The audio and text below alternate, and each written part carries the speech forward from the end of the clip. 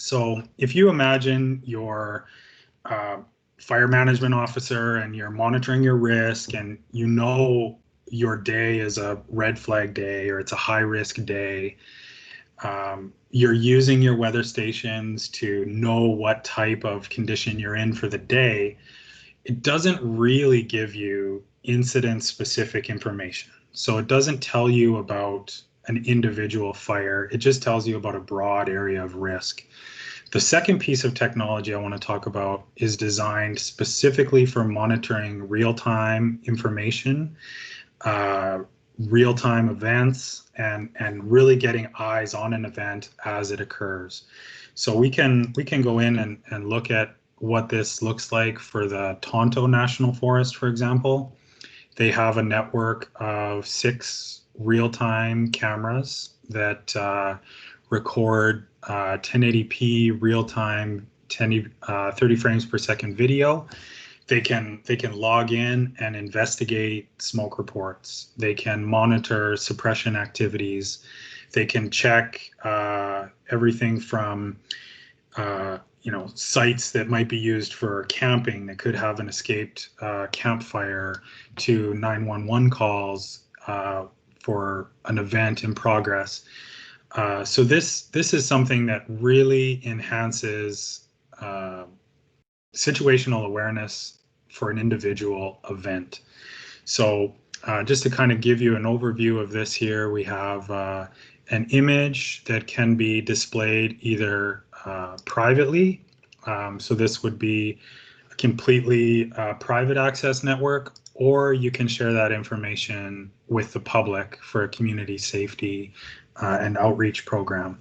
So the Tonto National Forest, they have decided to share this information with the public.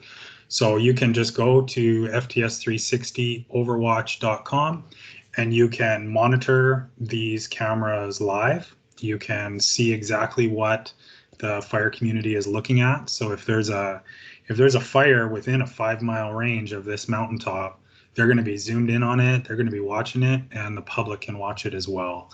So, if you're in a community surrounding this type of infrastructure, this could help keep you notified in the event of, say, an evacuation or smoke in the area, or you see a fire truck driving down your street. Maybe you just want to go in and check and see what's happening. This is available to these communities. So for the Tonto, for example, we've set up this network of 6 cameras. They're all displaying images to the public.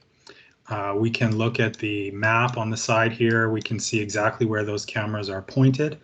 So let's say, for example, you had McFadden, which is this one, and we have so McFadden and Colcord, which is this one here. They're both pointed ultimately at the same area of interest. So we can just right click on there and get that GPS triangulated point. So if you see smoke in the distance, you can very quickly identify exactly where that wildfire could be originating from. And they use this to respond more effectively, to send the right size of response during these events, and to really be able to be in a position to either be more aggressive with a fire to try to get a better outcome, or maybe you look over there and there's nothing happening, you can focus your resources elsewhere. So this is a new set of technology, unlike the weather stations. This is an emerging investment for these government agencies, and it's really demonstrating an incredible benefit in being able to act as an early detection device and to be able to act more effectively on the events as they occur. So I would really encourage anyone who wants to support either their local community or their local wildfire management agency, or even protect their own infrastructure. This is a tool that can really help.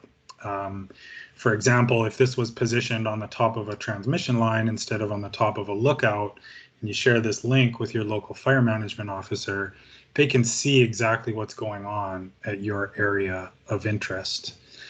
So it's a very, very powerful tool. So I will go ahead and just log into one of these so we can see it in action. So I'll go ahead and open this page up here. And I think I'm correctly sharing this time, which is I passed the test. So yeah, so now this is a private, password protected control of this system. So if you were the owner of this system, you could zoom in on a specific area of interest and investigate events as they occur. So really incredible high power zoom. We can identify vehicles moving within a 5-mile range. We can investigate individual branches of trees that might potentially be on fire or impacted by lightning within a 3-mile range. We can investigate down to the individual tree. So if you're using this type of equipment, you can potentially spot a wildfire when it's very small, when it's just really begun. And you can take action before it becomes a 100,000 acre event that burns through millions of dollars of resources. So this is really a prevention tool and an awareness tool. And there is a huge push right now to adopt this type of technology and to bring this capability where it's needed. And part of that, as Sean mentioned, is leveraging existing infrastructure and leveraging existing equipment that is in place. And I really believe that that's where the utility industry can be an extremely valuable partner in this shared challenge, because there is so much infrastructure out there already that could act as a host for this type of equipment. And that's something that could be incredibly valuable when you look at a map and an area of risk. Positioning this equipment where there's already a 100-foot transmission tower, could provide a great vantage point for this community to look at risk. So, I really do see it as a way to leverage systems that are already in place, and that can really bring the cost down on this type of technology. Instead of building everything from the ground up each time, it can be part of an existing project, existing infrastructure, sharing existing communications, existing power supply. So I do encourage utility industry and companies, if you're looking at ways to improve your local area and that your fire community could benefit from this, there is a way to work together to bring costs down and leverage existing infrastructure substantially. So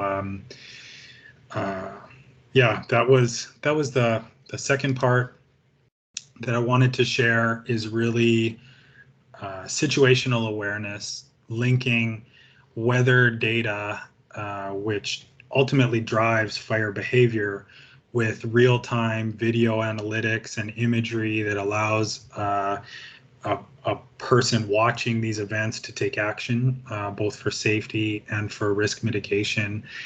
The technology that can now be applied to wildfire is incredible. And as much as the risk has changed over the last 5 years, the available tool set has changed as well.